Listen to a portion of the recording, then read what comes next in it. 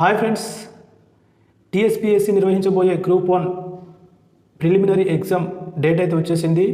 June 9కి preliminary exam conduct చేస్తారు.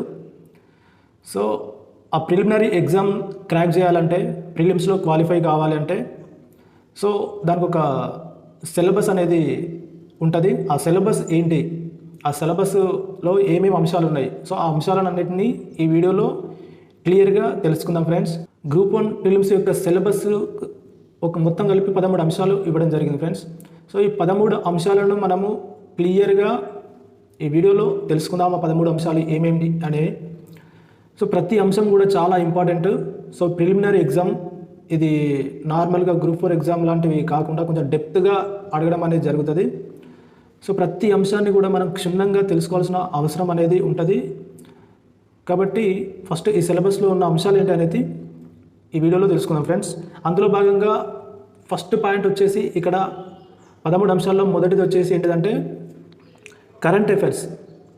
మొదటి అంశం కరెంట్ అఫైర్స్. కరెంట్ అఫైర్స్ అది ఎట్లా అంటే regional plus national and international.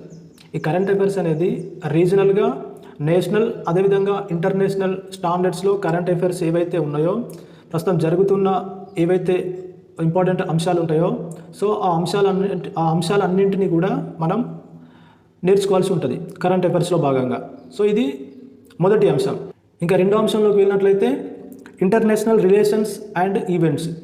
So ఇంటర్నేషనల్గా ఏవైతే దేశాల మధ్యలో జరిగే ఆ రిలేషన్స్ ఏవైతే ఉన్నాయో, ఆ రిలేషన్స్కి సంబంధించిన ఈవెంట్స్ ఏవైతే ఉన్నాయో, ఆ ఈవెంట్స్ ఎక్కడెక్కడ జరుగుతున్నాయి, దేనికి జరుగుతున్నాయి, సో ఆ ఈవెంట్స్కి సంబంధించిన అంశాలు ఏంటి, మన దేశంలో జరగాల్సిన ఏమైనా ఈవెంట్స్ ఉన్నాయా, అది ఇంటర్నేషనల్కి సంబంధించిన ఈవెంట్స్ ఏమైనా ఉన్నాయా, ఇంకా అదర్ కంట్రీస్లో ఏమైనా ఇంటర్నేషనల్ ఈవెంట్స్ ఏమైనా జరుగుతున్నాయా, సో దానికి సంబంధించిన దేశాల మధ్య రిలేషన్స్ ఏ విధంగా ఉన్నాయి అనే అంశాలన్నీ కూడా ఈ రెండో అంశంలో అడగడం జరుగుతుంది ఫ్రెండ్స్. ఇది రెండో అంశం. So international relations and events, వీటి గురించి మనం క్లియర్గా తెలుసుకోవాల్సిన అవసరం ఉంటుంది. నెక్స్ట్ థర్డ్ అంశానికి వెళ్ళినట్లయితే జనరల్ సైన్స్, అదేవిధంగా India's achievements in science and technology. ఈ జనరల్ సైన్స్లో భాగంగా ఏంటంటే ఇండియా యొక్క అచీవ్మెంట్స్ ఏది, మన దేశం యొక్క అచీవ్మెంట్స్, సైన్స్లో భాగంగా ఇండియా ఎలాంటి అచీవ్మెంట్స్ను సాధించింది, టెక్నాలజీ డెవలప్మెంట్లో భాగంగా ముందుకెళ్తుంది, సో అనేది general science and India achievements, science and technology. So ఇవన్నీ కూడా ఈ మూడో అంశంలో ఉండడం జరుగుతుంది. సో వీటి గురించి కూడా మనం క్లియర్గా తెలుసుకోవాల్సిన అవసరం అయితే ఉంటుంది. ఇంకా ఫోర్త్ పాయింట్లోకి వెళ్ళినట్లయితే environmental issues, disaster management, preventation and mitigation strategies. So నాలుగో భాగంలో చూసుకున్నట్లయితే, అంటే నాలుగో అంశాన్ని చూసుకున్నట్లయితే environmental issues. So environmental issues, అదేవిధంగా disaster management, prevention and mitigation strategies అనేటివి కూడా సో అడగడం అనేది జరుగుతుంది. సో మనం ఎన్విరాన్మెంటల్ ఇష్యూస్, డిజాస్టర్ మేనేజ్మెంట్ గురించి కూడా చాలా డెప్త్గా తెలుసుకోవాల్సిన అవసరం అయితే ఉంటుంది ఫ్రెండ్స్. ఇది నాలుగవ అంశం. ఇక ఐదవ అంశంలోకి వెళ్ళినట్లయితే economic and social development of India. మన ఇండియా అనేది ఎకనామికల్గా ఏ విధంగా డెవలప్ అవుతుంది అనేది క్లియర్గా డెప్త్గా తెలుసుకోవాల్సిన అవసరం అయితే ఉంటుంది. ఇది ఐదవ పాయింట్. సో ఐదవ అంశం ఫ్రెండ్స్. ఇక ఆరవ అంశంలోకి వెళ్ళినట్లయితే వరల్డ్ జియోగ్రఫీ, ఇండియన్ జియోగ్రఫీ, అదేవిధంగా మన తెలంగాణ జియోగ్రఫీ. ఈ మూడు జియోగ్రఫీలు అనేటివి మనం తెలుసుకోవాలి ఫ్రెండ్స్. వరల్డ్ జియోగ్రఫీ నుంచి అయితే చాలా క్వశ్చన్స్ కూడా అడుగుతారు ఫ్రెండ్స్. సో వరల్డ్ జియోగ్రఫీ ఏం చదువుతాంలే అని నెగ్లెక్ట్ చేస్తారు. So wrong. వరల్డ్ జియోగ్రఫీ నుంచి చాలా క్వశ్చన్స్ అయితే అడగడం జరుగుతుంది. సో ఇండియన్ జియోగ్రఫీ, అదేవిధంగా మన తెలంగాణ జియోగ్రఫీ కూడా, వాటి మీద కూడా మనం చాలా డెప్త్గా చదువుకోవాల్సిన అవసరం అయితే ఉంటుంది ఫ్రెండ్స్. ఇది ఆరవ అంశం. ఇక ఏడవ అంశంలోకి వెళ్ళినట్లయితే history and cultural heritage of India. History and cultural heritage of India. So మన ఇండియా యొక్క హిస్టరీ, అదేవిధంగా కల్చర్, హెరిటేజ్ అనేటి అంశాలన్నిటిని గురించి కూడా మనం క్లియర్గా డెప్త్గా తెలుసుకోవాల్సిన అవసరం అయితే ఉంటుంది ఫ్రెండ్స్. ఇది ఏడవ అంశం. ఇక ఎనిమిదవ అంశంలోకి వెళ్ళినట్లయితే Indian constitution and polity. So India యొక్క కాన్స్టిట్యూషన్, అదేవిధంగా పాలిటీ. సో ఈ పాలిటీ అని కాన్స్టిట్యూషన్ గురించి డెప్త్గా మనం తెలుసుకోవాల్సిన అవసరం అయితే ఉంటుంది ఫ్రెండ్స్. డెప్త్గా అని ఎందుకు చెప్తున్నా అంటే ప్రిలిమ్స్లో డెప్త్గా చదివితే ఆ నాలెడ్జ్ మనకు మెయిన్స్కి కూడా యూజ్ అవుతుంది. ఒకవేళ ప్రిలిమ్స్లో క్వాలిఫై అయిన తర్వాత ఇదే నాలెడ్జ్ మనకు మెయిన్స్లో కూడా యూజ్ అవుతుంది. కాబట్టి డెప్త్గా చదువుకుంటే బెటర్. సో నెక్స్ట్ 9వ అంశానికి వెళ్ళినట్లయితే governance and policy, public policy in India. Governance, public policy in India. So governance అనేది ఏ విధంగా ఉండాలి, దాని యొక్క సంబంధించిన పాలసీస్ ఏ విధంగా ఉన్నాయి అనేది ఈ 9వ అంశంలో ఉంటుంది. ఈ గవర్నెన్స్ గురించి పూర్తిగా మనం డెప్త్గా చదువుకోవాల్సిన అవసరం అయితే ఉంటుంది ఫ్రెండ్స్. నెక్స్ట్ 10వ point policies of Telangana state. Telangana state యొక్క పాలసీస్ ఏమైతే ఉన్నాయి అంటే పథకాలు, తెలంగాణ యొక్క పథకాలు ఏవేవి ఇంప్లిమెంట్ చేసేది ఇప్పటి వరకు అనేది, ఈ పథకాల గురించి, ఈ పాలసీస్ గురించి డెప్త్గా తెలుసుకోవాల్సిన అవసరం అయితే ఉంటుంది ఫ్రెండ్స్. పాలసీస్ మీద కూడా చాలా క్వశ్చన్స్ అయితే అడగడం జరుగుతుంది. సో నెక్స్ట్ పాయింట్కి వచ్చేసరికి 11th point society, culture, heritage, arts and literature of Telangana. Telangana యొక్క సొసైటీ, కల్చర్, అదేవిధంగా హెరిటేజ్, ఆర్ట్స్ అండ్ లిటరేచర్, అది తెలంగాణకు సంబంధించినవి. ఇవన్నీ కూడా తెలుసుకోవాల్సిన అవసరం అయితే ఉంటుంది friends. Telangana history, culture, heritage, అదేవిధంగా లిటరేచర్, ఇవన్నీ తెలుసుకోవాల్సిన అవసరం అయితే ఉంటుంది ఫ్రెండ్స్. నెక్స్ట్ 12th పాయింట్ వచ్చేసి సోషల్ ఎక్స్క్లూజన్.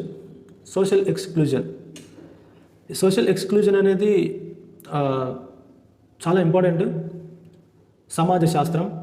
సో ఇప్పుడు సమాజ శాస్త్రాన్ని అయితే ఖచ్చితంగా చదవాల్సిందే, మెయిన్స్ కూడా యూజ్ అవుతుంది, అదేవిధంగా మన ప్రిలిమ్స్లో కూడా ఉంది కాబట్టి డెప్త్గా చదువుకుంటే చాలా యూస్ఫుల్గా ఉంటుంది ఫ్రెండ్స్.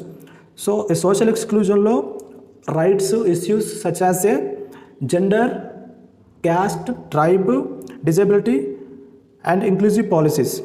సోషల్ ఎక్స్క్లూజన్లో rights, issues such as gender ఏదైతే ఉందో, క్యాస్ట్, ట్రైబ్, డిజబిలిటీ, సో ఇలాంటి అంశాల మీద ఎలాంటి పాలసీస్ తీసుకొచ్చింది, సో ఆ పాలసీస్ ఏంటి అనేవి సో ఈ టాపిక్లో కవర్ అవుతాయి ఫ్రెండ్స్. సో ఈ అంశం కూడా చాలా ఇంపార్టెంట్. సో డెప్త్గా చదువుకుంటే యూస్ఫుల్ ఉంటుంది ఫ్రెండ్స్. నెక్స్ట్ 13వ అంశం ఏదైతే ఉందో లాజికల్ రీజనింగ్, అదేవిధంగా analytical ability and data interpretation. So ఇది 13వ అంశం. సో ఇది రీజనింగ్ సంబంధించి డాటా ఇంటర్ప్రిటేషన్, సో అదేవిధంగా అనలైటికల్ ఎబిలిటీ. సో ఇది 13వ అంశం ఫ్రెండ్స్. సో ఇది కూడా ఇంపార్టెంట్ రోల్ అయితే ప్లే చేస్తుంది.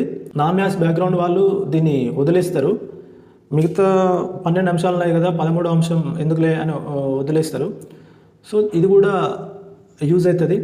సో దీంట్లో గన్షాట్గా క్వశ్చన్స్కి ఆన్సర్స్ అయితే పెట్టగలుగుతాం. సో దీన్ని ప్రాక్టీస్ చేస్తే, రీజనింగ్ని, మెంటల్ ఎబిలిటీ, డాటా ఇంటర్ప్రిటేషన్ని ప్రాక్టీస్ చేస్తే వచ్చిన క్వశ్చన్కి ఖచ్చితంగా ఆన్సర్ అనేది మనం పెట్టవచ్చు.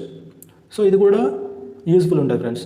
ఈ 13 అంశాలు గ్రూప్ 1 ప్రిలిమ్స్లో భాగంగా అడగడం అదైతే జరుగుతుంది. ఈ 13 అంశాల నుంచే క్వశ్చన్స్ ఫ్రేమ్ చేస్తారు ఫ్రెండ్స్. సో అదేవిధంగా ఈ 13 ఏవైతే అంశాలు ఉన్నాయో, ఈ 13 అంశాలతో పాటు మెయిన్స్ రిటర్న్ ఎగ్జామ్కి క్వాలిఫై కావాలి అంటే ఇందులో క్వాలిఫై అయిన తర్వాత ఇంగ్లీష్ అనేది క్వాలిఫై టెస్ట్గా మాత్రం పెడతారు. సో ఈ ఇంగ్లీష్లో భాగంగా క్వాలిఫై అయితేనే మెయిన్స్కి మనం అర్హులమవుతాం.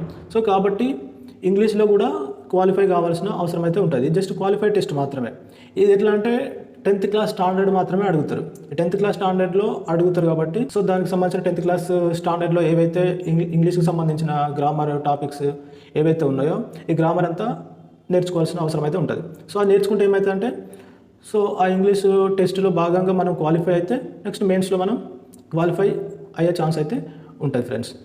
సో ఇది టీఎస్పీఎస్సీ గ్రూప్ 1కి సంబంధించిన ప్రిలిమ్స్ యొక్క సిలబస్ ఫ్రెండ్స్.